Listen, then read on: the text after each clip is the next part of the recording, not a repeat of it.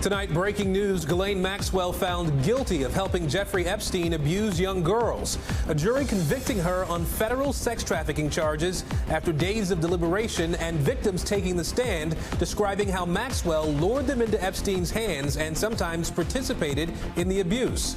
The U.S. attorney tonight saying she is, quote, guilty of one of the worst crimes imaginable. How much time she's now facing behind bars. Also tonight, the record-shattering COVID cases ahead of the new year. New York State reporting 70,000 new cases in just a single day.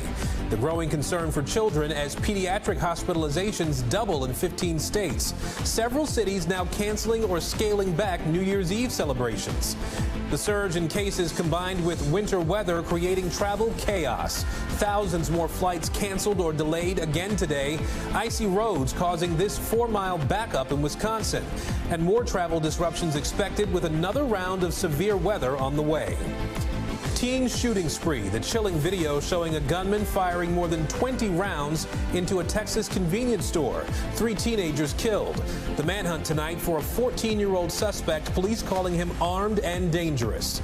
Gas station explosion, a car slamming into a pump, other drivers then racing toward 2 burning cars to save the people inside.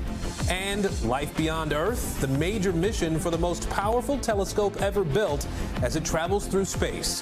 Top story starts right now.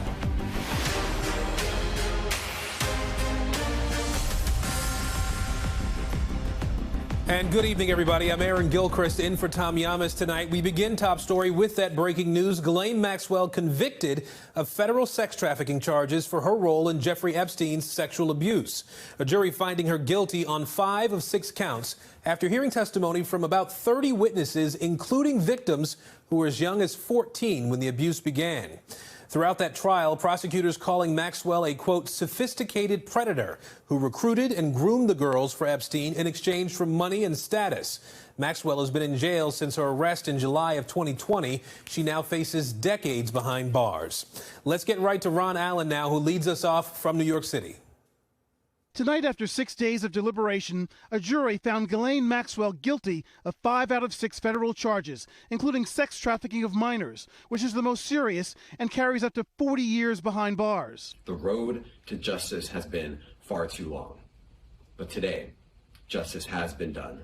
Throughout the 3-week trial, prosecutors calling 24 witnesses. The heart of their case, 4 women who say they were recruited, groomed, and lured by Maxwell when they were teenagers so they could be sexually abused by Jeffrey Epstein. The prosecution calling Maxwell Epstein's partner in crime, saying Epstein was able to sexually abuse young girls because Maxwell was the key to the whole operation. Jurors were reminded that she lived with him for years and was even referred to as the lady of the house. Prosecutors tying the pair by showing pictures of them together throughout the years, adding Maxwell received more than $30 million from Epstein during the years her alleged crimes were committed.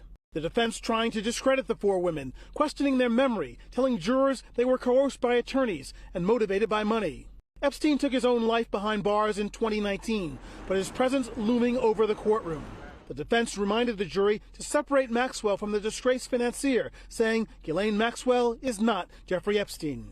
Adding she's been tried here for being with Jeffrey Epstein. Maybe that was the biggest mistake of her life, but that was not a crime. The jury felt otherwise, and the crimes they deemed her guilty of tonight could leave the 60-year-old in prison for the rest of her life. Maxwell was taken directly back to prison. She'll be sentenced at a later date. She also still faces 2 counts of perjury. Prosecutors must decide whether they want to move forward and try her on those charges as well. Aaron? Ron Allen for us in Lower Manhattan. Ron, thank you. Let's bring in former New York federal and state prosecutor and NBC News legal analyst Tali Farhadian-Weinstein. Tali, first I want to ask you, as a former New York prosecutor, how steep a hill do you think the prosecution had to climb here, and are you surprised by the verdicts tonight? I'm not surprised by the verdict, but we should not think that this was an easy case to make, because it really wasn't. The events in question happened a long time ago. This was 10 years worth of crimes through 2004. Really difficult to work with victim witnesses like the ones who took the stand, who had the courage to talk about what happened to them when they were so young. And I think it's just a resounding victory for the prosecution for putting together a really tight, really careful case focused on these 4 victims and really, demonstrating to the jury and I think to the world that systemic long-term abuse of the kind that was at issue here really doesn't happen just with one perpetrator, and that enablers, helpers, as Ghislaine Maxwell was described in the indictment, must also be held accountable, and she was today. But there is one line of thinking that this trial was the trial that Jeffrey Epstein never got. Do you think Maxwell is going to try to use that as a basis for an appeal?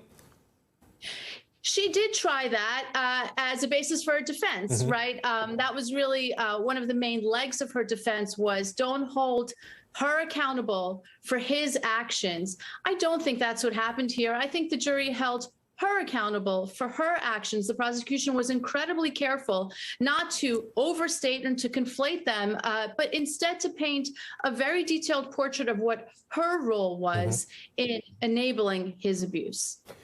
So let's talk about the jury a little bit here. I mean, the prosecution's case really featured some graphic testimony by the victims whose identities were protected. We had former employees of Epstein. There was almost at every turn photos of Epstein and Ghislaine Maxwell together. Of everything that we've seen throughout this case, what do you think resonated most with the jury here? Aaron, I think that the jury made its decision based on the testimony of those four women, now women. Really, everything hinged on their credibility and their own accounts of what they experienced at the hands of Maxwell and Epstein. Ultimately, I think really this is a validation of them and their willingness to come forward at great personal cost, I'm sure. If we look ahead here at what's next, we know the most serious count that she was convicted of, sex trafficking of a minor, carries a maximum sentence of 40 years. What does sentencing look like for Ghislaine Maxwell? So sentencing has not been scheduled yet, and the judge here, Judge Nathan, has a lot of leeway to fashion quite a lengthy sentence. We heard earlier Ghislaine Maxwell is 60 years old, and I do think that it's really probable that she's going to spend most or all of the rest of her life in prison. There's 40 years on that one count, 10 years on another, 5 on the 3 conspiracies that she was also convicted of today. And the judge has the discretion to stack or in other words, have her serve the individual sentences consecutively rather than all at once, which could really stretch this out. She's going to do an analysis under the federal sentencing guidelines. She's going to take into account the impact on the victims and the harms that Ms. Maxwell caused all around, and all of that is going to be calculated into the sentence, but she's got a lot of room to work with. All right, Tali Farhadian-Weinstein, we appreciate your perspective tonight. Thank you. Thank you. Now to the other major headline tonight. States shattering single-day records for the number of new COVID cases as hospitals are once again overwhelmed with patients. This as the CDC defends its decision to cut the isolation time for people who test positive but are asymptomatic. NBC's Kerry Sanders reports. Tonight, a disturbing 60% surge in daily COVID cases compared to last week. The hyper jump in numbers largely due to Omicron, according to the CDC. It's hard right now.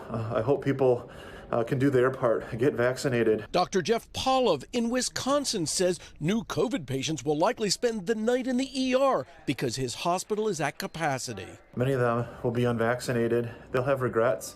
Some will even ask that they can be vaccinated tonight, but I'll have to let them know that it's too late. Joining medical teams on the front lines, more than 13,000 National Guard troops deployed across 48 states. I just want to make sure I'm safe. Dr. Fauci says studies suggest Omicron is less severe than Delta. One out of South Africa showed fewer admissions to the ICU, fewer patients in need of supplemental oxygen, and shorter hospital stays for those infected with Omicron compared to other waves. Still, many are questioning why the CDC abruptly cut quarantine from 10 to 5 days. Those who work in close contact with the public worry they are now more likely to be exposed. We have policies that are putting this pandemic on the backs of the frontline workers rather than supporting us. In New York, 30% of the fire department's EMS is out sick today. This morning, the CDC's Dr. Rochelle Walensky defending the new guidelines. We have seen relatively low rates of isolation for all of this pandemic. Some science has demonstrated less than a third of people are isolating when they need to. And so we really want to make sure that we had guidance that people were willing to adhere to. She says that according to the CDC's most recent data, people are most infectious 1 to 2 days before symptoms appear and 2 to 3 days after. So these 5 days are when you'd be the most contagious. And according to the CDC, when up to 90% of COVID transmission occurs. 5 days after you test positive is when the CDC's new isolation rules would end if you're asymptomatic. Not only would symptoms have likely gone away by then, but the CDC says so too would the likelihood of transmitting the virus. Dr. Walensky was also pressed on why no test is required to confirm an all clear. That antigen test was actually not authorized for this purpose. Its information would not be useful. Regardless of what the antigen test said, we would say you still need to wear your mask for 5 days. Complicating things, the FDA now says those antigen home tests, which have been in short supply, are also less able to detect Omicron. Lauren Johnson recently took 4 of them after being exposed. They came back negative. Still, she got a PCR. My PCR test was positive. Your antigen tests are still a better option than nothing. They're just limited in their sensitivity. You can have what's called a false negative. That could give you a false sense of confidence. Carrie Sanders joins us now. Carrie, you know, a lot of people use those at-home tests before they gather with friends and family over the Christmas holiday. New Year's now just a couple of days away. What do the experts suggest now? Well, because we now know that those home tests are not picking up Omicron, the best suggestion if you get together, even with friends, family members, but certainly if you're gathering in a place with people you do not know, make sure you wear an N95 mask. And if you can't get one of these, you know, these a little bit more flimsy masks, they recommend you put 2 of them on and mask up to protect yourself and protect others. Aaron? Carrie Sanders for us tonight. Carrie, thank you. And among those cases that Carrie mentioned are kids. Positive cases of COVID in children are at an all-time high now, particularly in the unvaccinated. NBC News correspondent Emily Ikeda has more on this spike in cases and what it means for families. As COVID cases among children skyrocket, so are parents' fears. Pediatric hospitalizations doubling in 15 states. Certainly a concern about how much infection we're seeing in kids. But experts say it's important to look behind the raw numbers. Of the 53 million known infections in the U.S., children account for just a fraction, 7.5 million since the start of the pandemic. But a shocking third of those cases from the last 4 months alone. The symptoms are very mild, just a low-grade fever. Karen Goldschmidt's 1-year-old tested positive last week. I just feel like we're at this point of we've done everything we can, my husband and I, to protect them and keep them safe and healthy. In the last month, adults hospitalized with COVID increased by 38%. Pediatric hospitalizations rose at nearly double that pace. New York, Illinois, and several southern states driving the surge. What is leading to this increase in hospitalizations among kids? So when you have hundreds of thousands of people that are infected within a small region within a couple weeks, you will definitely see increased admissions. But those pediatric hospitalizations are not necessarily all for COVID. They also include children who may have gone to the hospital for another reason and tested positive there. That doesn't necessarily mean that the children are admitted for acute COVID illness. It remains unclear to what degree Omicron is responsible, and COVID in general does tend to be less severe in kids, but doctors warn it still shouldn't be overlooked. Even if it's a small number, these are essentially preventable deaths or hospitalizations. Health experts say the unvaccinated account for the majority of pediatric COVID hospitalizations, urging parents to vaccinate their kids. Just 14% of 5 to 11-year-olds have gotten both shots. Aaron? Emily Ikeda in Los Angeles. Emily, thank you. Meanwhile, this Omicron surge has people around the country rethinking their New Year's Eve plans. Some of the biggest celebrations are scaling back or canceling altogether, and the reviews from would-be revelers are mixed. Priscilla Thompson has that story.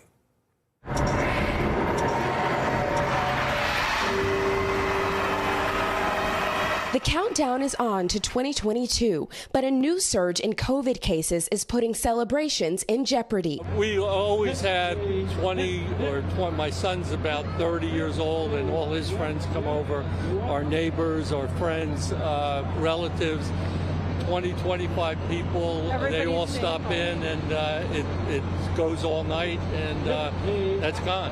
Tonight in New York City's Times Square, the ball is up, but officials are hoping to keep the crowd count down. We are looking to stay right here and hang out for New Year's and bring in 2022. Woo! Last month, Mayor Bill de Blasio seeming optimistic, sending this invitation to the nation. This New Year's Eve, Times Square, everyone come on down. We're celebrating. But just days before the ball drop, striking a different tone, announcing plans to scale back the celebration. New reported cases, 7-day average, a figure we could never have imagined. In a normal year, hundreds of thousands of people would pack into Times Square on New Year's Eve. This year, only 15,000 will be allowed in, and everyone is required to show proof of vaccination and wear a mask. The changes come as COVID cases in the U.S. hit an all-time high Tuesday, with the weekly average topping 260,000. The New Year's Eve celebration where you have 30 or 40 people and you don't know the vaccine status of many of the people, that's something you really want to stay away from. Cities across the country now forced to rethink those big New Year's Eve celebrations. Some cities scrapping festivities altogether. San Francisco canceling their New Year's Eve fireworks, and Atlanta putting their annual peach drop on hold. I think it's a responsible move for the city because of the new variant coming out. So I really do think it's the best interest of the city to keep everyone safe as possible. But the party isn't stopping in Vegas, where fireworks from atop 8 different casinos will light up the Strip at midnight. Chicago has promised the city's biggest fireworks show ever, despite the governor's warning. Omicron and Delta are coming to your party. So you need to think twice about how many people will be gathered together, keeping social distancing if you're at a party, and if you can't, leave. Another New Year's Eve apart for some, with hope for more gathering in the year to come. We need to get rid of this virus, so 2022 is going to be better.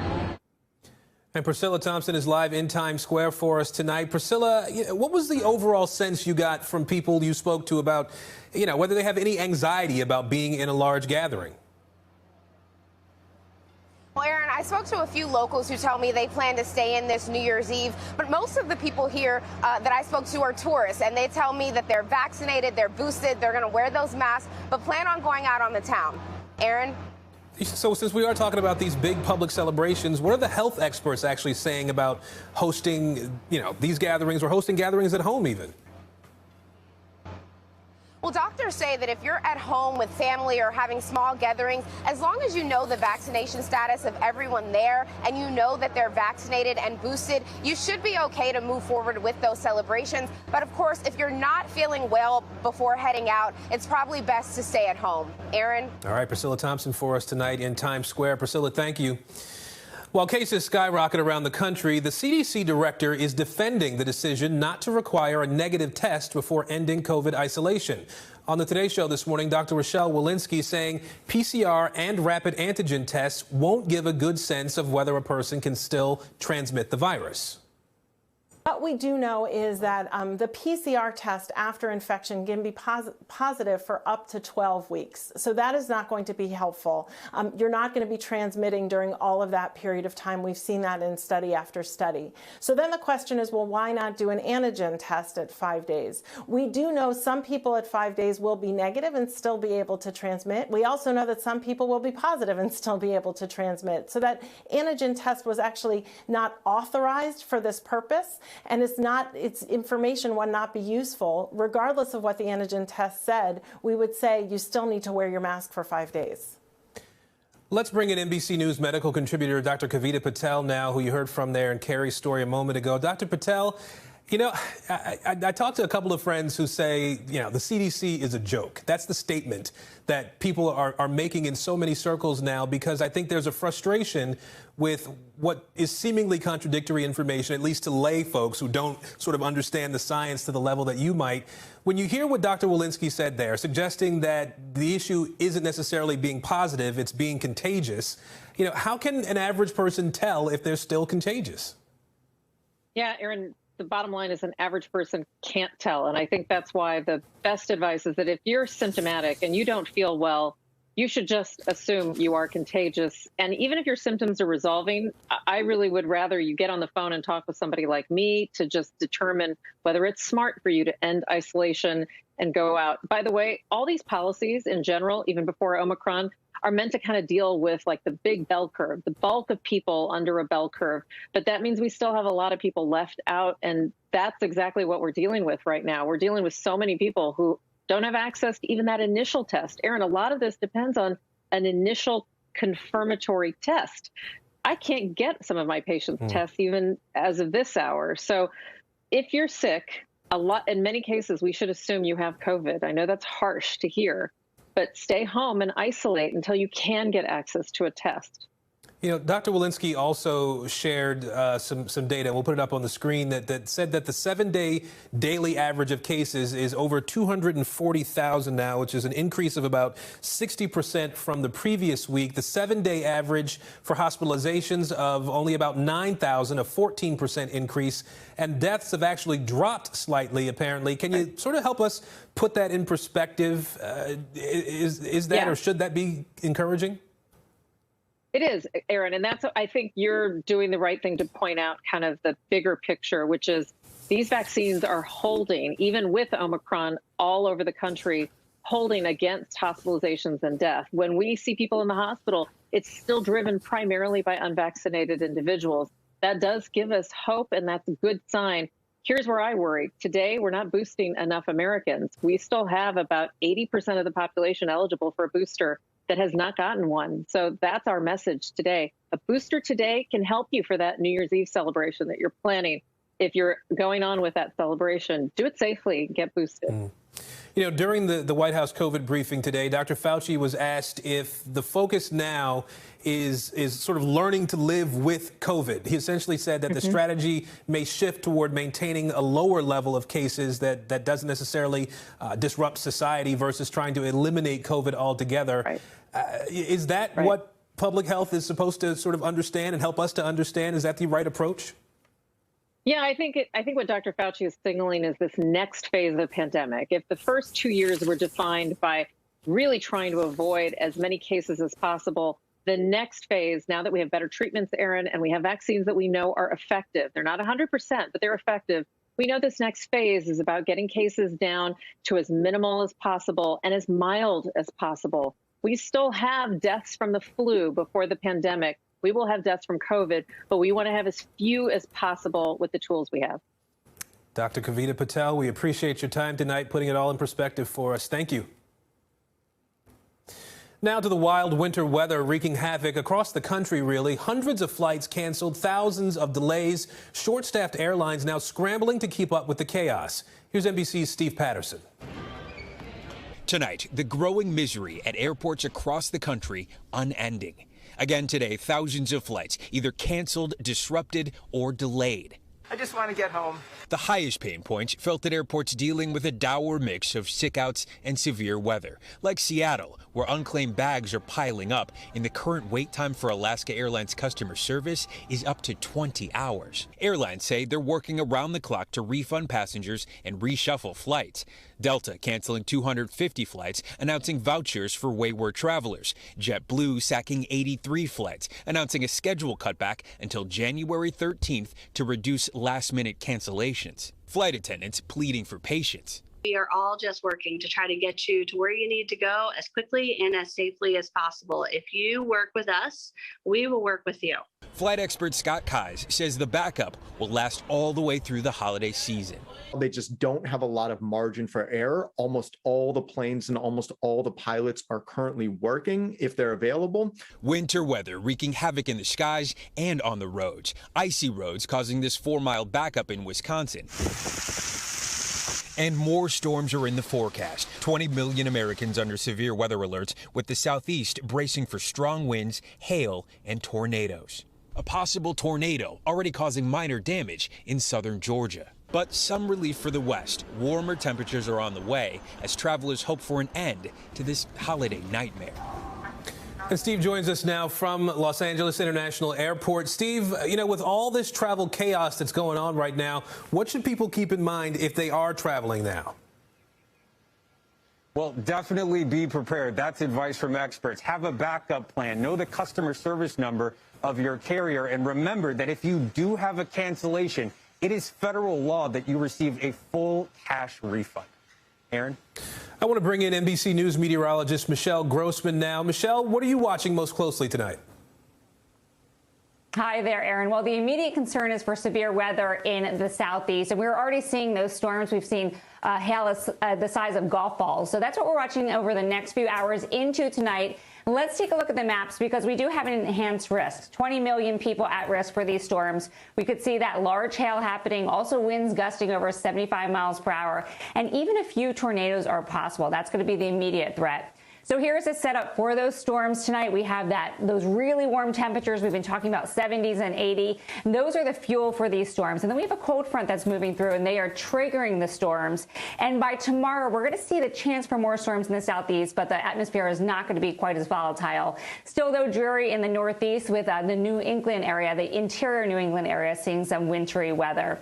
Now, record warmth continues. We've been talking about this all week long. We're looking at spring-like temperatures once again tomorrow. Temperatures in the 70s and 80s, and that's why that stage is set for some of these storms. 81 degrees tomorrow in Baton Rouge, 75 in Tuscaloosa, and we're looking at 75 in Charlotte. Now look what happens on Friday. That expands, that warmth expands. So we're warm even to Indianapolis with 59 degrees. That's 21 degrees above normal for this time of year, 75 on Friday in Atlanta. And again, we could see some storms there as well. Your rainfall forecast for these storms, we could see some flash flooding with up to 5 inches of rain in some spots. And of course, we want to end with the west because that snow does continue with watches, warnings, and even some advisories where 15 million people are still being impacted by this snow. Aaron?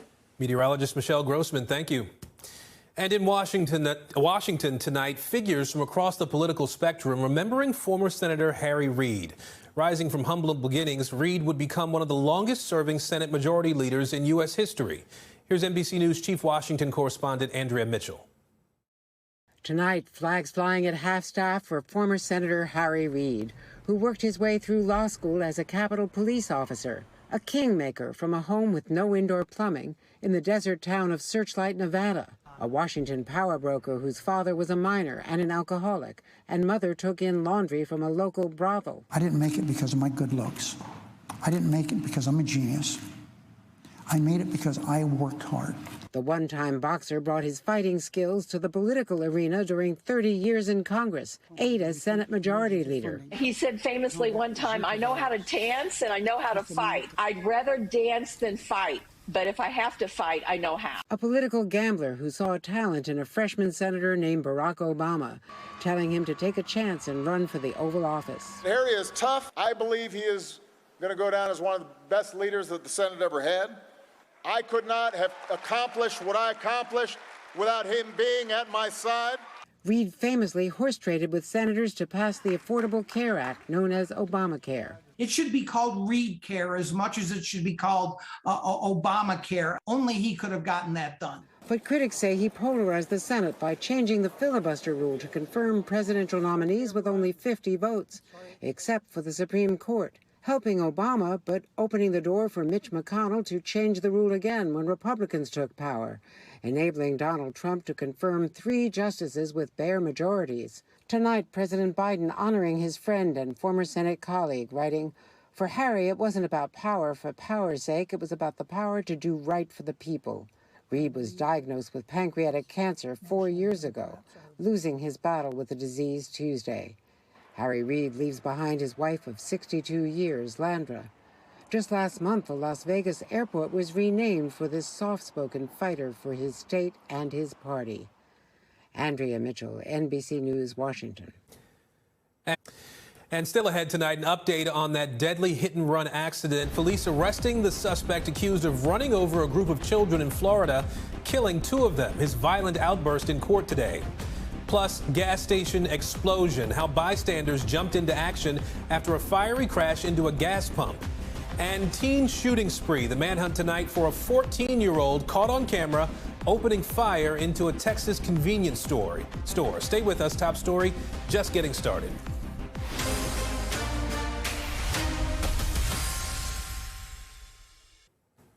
Turning now to a shooter at large in Texas. Tonight, police have named 14-year-old Abel Elias Acosta as the shooter in a triple homicide over the weekend. They're asking the public to help find him. We should note for you, you may find this footage disturbing. Here's NBC's Ghislaine Maxwell. Tonight, police searching for 14-year-old Abel Elias Acosta, who they say is the shooter in this shocking video.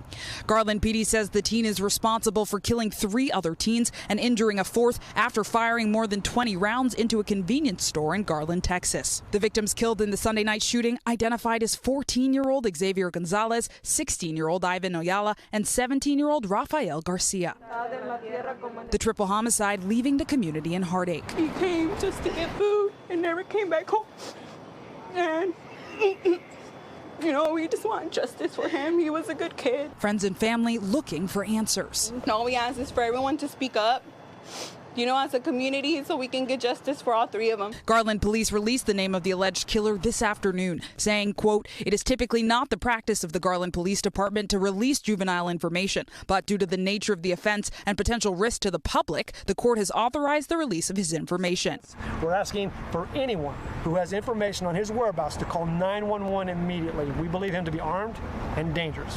Abel is facing a capital murder charge. On Monday, police took another 14-year-old into custody, but released him. Authorities say that 14-year-old remains a person of interest. The knowledge that this 14-year-old has given us leads us to believe that he has intimate information about the shooting. He has been released, and he is not the shooter. All this comes after 33-year-old Richard Acosta, who police say is the father of the alleged shooter and driver of the getaway car, turned himself in earlier this week. Police are charging him with capital murder of multiple people. Ghislaine Maxwell, NBC News. When we come back, package heist. A UPS driver kidnapped at gunpoint, his truck ransacked, where police found him tied up hours later. And the fire emergency in Chile, firefighters driving through intense flames to save their trapped colleagues. Stay with us.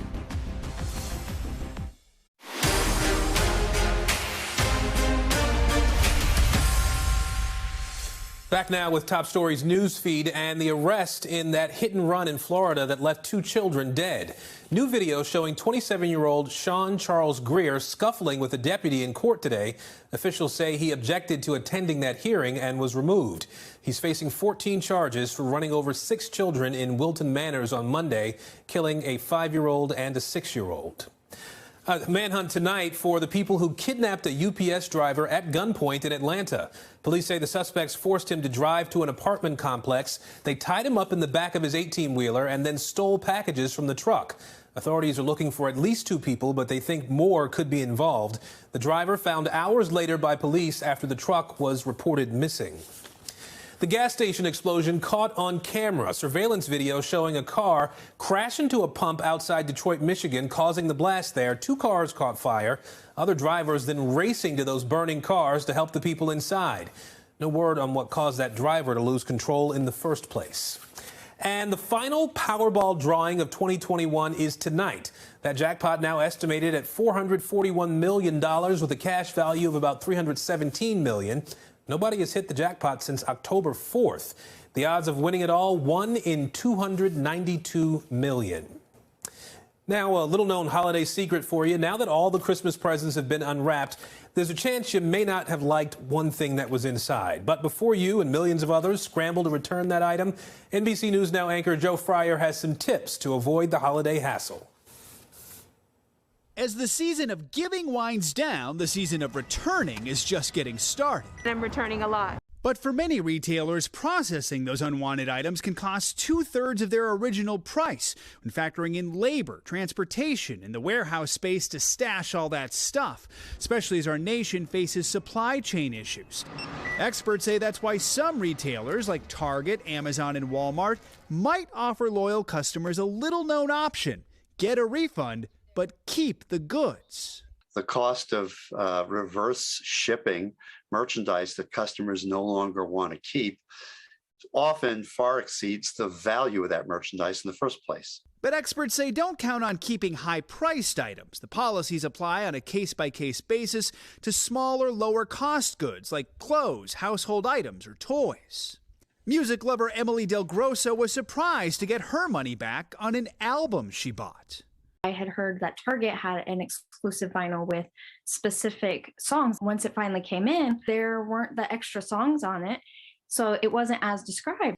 She says Target issued her a full refund, advising her to donate, recycle, or keep the item. It caught me off guard, but I was happy with it because I got my money and a product.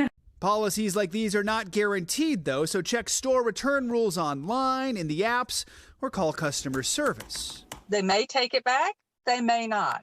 But for customers shouldn't go in to this thinking, oh, well, we'll be able to keep this, because, that could be considered a scam. Companies hoping to save money and keep customers happy as return season kicks into overdrive. Joe Fryer, NBC News. Turning now to Money Talks, what consumers and investors need to know from the business world and beyond. With the new year right around the corner, tax season is not far behind. David Ragland joins us now. He is a wealth management and tax and retirement expert. He's also the CEO of IRC Wealth Management. David, appreciate you being here tonight. 2 days left in 2021 at this point. What tax saving strategies would you recommend for folks before the end of the year?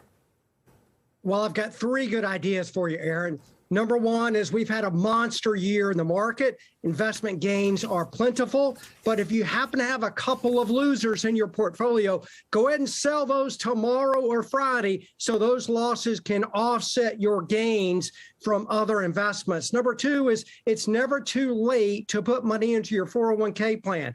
Putting money in that last paycheck will reduce your taxable income, thereby reducing your taxes, which is always good. And my favorite is always the tried and true itemized deductions. Make sure that you pay any state income taxes that are due. Make those charitable contributions. Go to Goodwill. Make those things deductible in 2021 so you can save your taxes now. Some great ideas there for sure. David, before I let you go, obviously we're going into 2022. What are your tips for just general financial wellness in the new year? I got 3 for you again, my friend. Number one is get organized. Take your last 90 days and look at what you're spending. Put the power back into your hands because you're controlling. Get organized, create a spending plan, number one. Number two is always automate your savings. Join the 401k plan. It's simple, it's easy. It's the number one way to create wealth over time. And number three, we've just gotten through with the holiday season. It's time to, unfortunately, look at the debts that you have.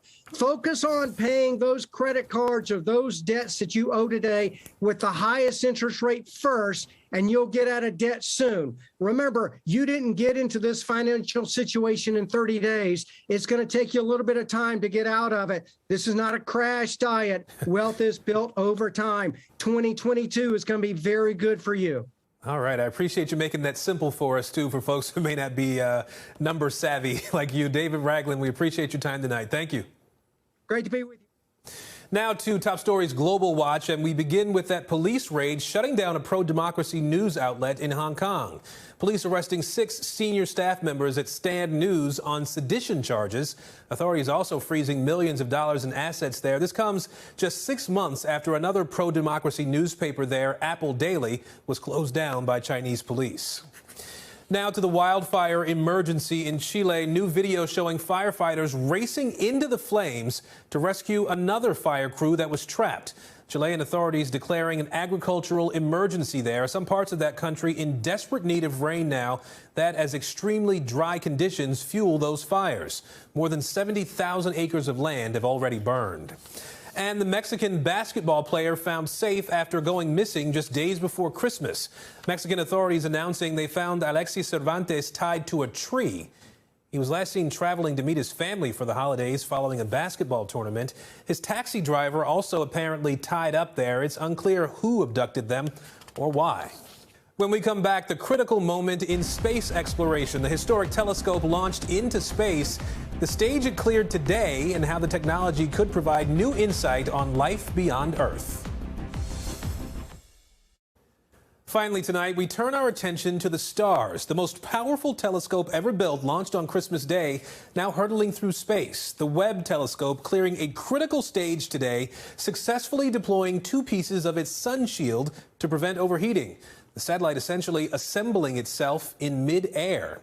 Its mission is to capture images of galactic events that happened more than 13 billion years ago and to search for signs of life beyond Earth. Here's Gadi Schwartz. And liftoff. James Webb begins a voyage back to the birth of the universe.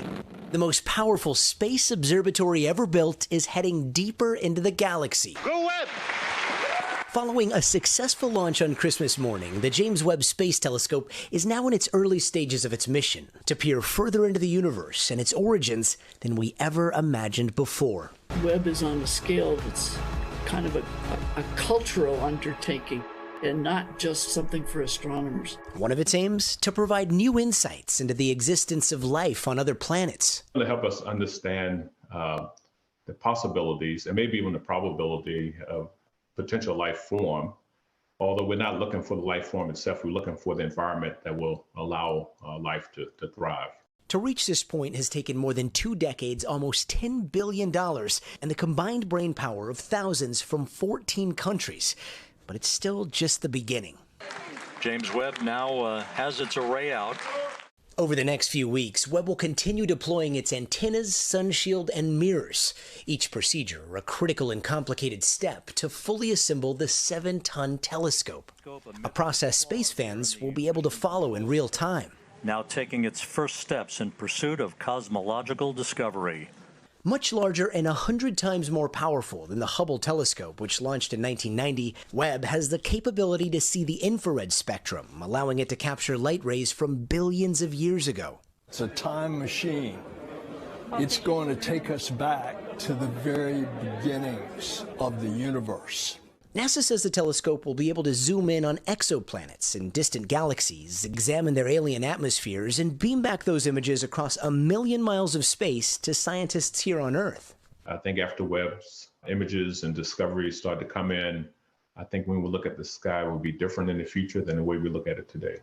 A new era of space exploration with the potential to change how we see our place in the cosmos. Gadi Schwartz, NBC News. Star Trek becoming less and less science fiction every day. Thank you for watching Top Story tonight. I'm Aaron Gilchrist in New York. We'll see you right back here tomorrow. Good night.